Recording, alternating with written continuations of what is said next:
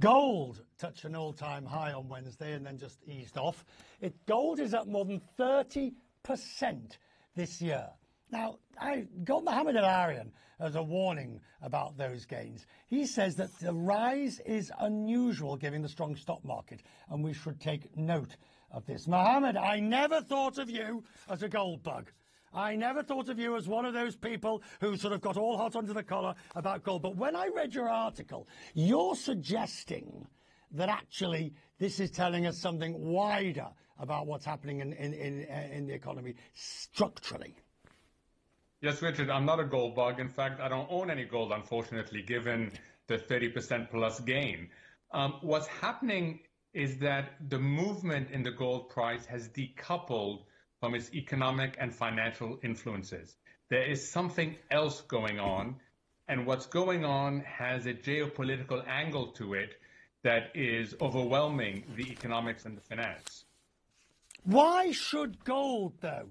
Because the argument, the traditional argument is that in the last bastion of disaster and catastrophe, you've got gold that you can sell. So what is happening? I understand geopolitical risk, but normally the dollar would benefit similarly at the same time. We're not seeing that. So what are people frightened of here? So first of all, who's buying the gold? Right. It's foreign central banks. Foreign central banks are trying to diversify their reserves away from the dollar. It is part of a broader phenomenon where we are seeing little pipes being built around the dollar at the core of the system. Those little pipes are not just reserve diversification, they're alternative payment system, they're alternative regional arrangements, and they're alternative institutions. So led by China and some other countries, you're seeing these little pipes being built. And then we have the peculiar example of Russia. Most people thought that with massive sanctions on Russia and with Russia thrown out of the SWIFT dollar system, the economy would collapse. It hasn't. Russia has been continuing to trade.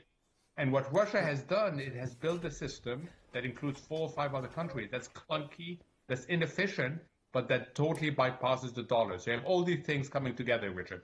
But then you take gold per se. How do you access that as an asset class, other than putting it under the bed or having ingots or central banks who have to deposit it at depository institutions? Once you've got it, what are you going to do with it?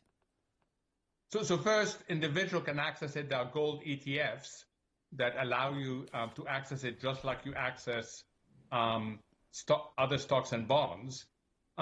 What do you do with it? And that was the argument. Remember, you had Warren Buffett saying it's a complete wasted asset.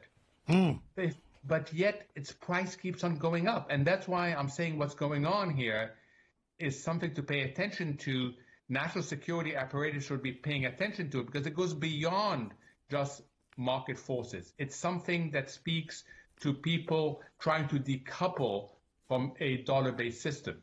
And that's because people have lost trust in the ability of the U.S. to be a responsible steward of the international system. If we look at, since I have you, pardon the phrase, if we look at the IMF's WEO, it's hardly the most exciting one this time round. I mean, I think we've both had more exciting moments. But it does, this idea that inflation, job done, nothing to see here, move further along. Do you buy that? I do buy that we're no longer going to see the very high inflation that peaked at over 9% for the global economy. But I don't buy that the inflation monster's completely conquered. If we retain 2% inflation targets, which we will for a while, then the so-called last mile is going to prove quite tricky, and is proven quite tricky for the U.S. in particular. This is mainly a U.S. problem.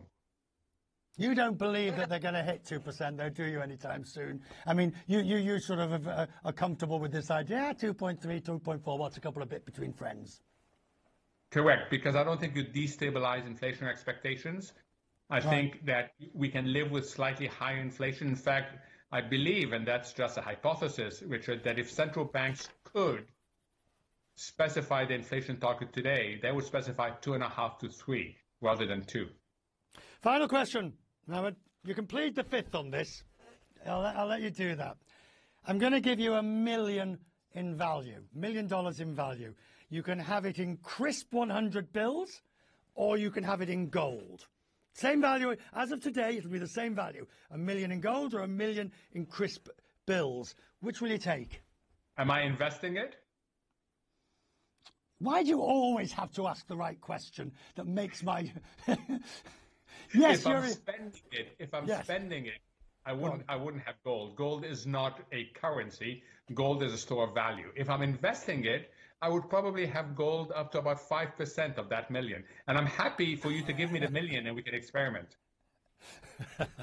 That's why we love having you on the programme. As they say, that famous line, the check's in the mail. Mohamed El-Erian, I'm very grateful to you. Thank you.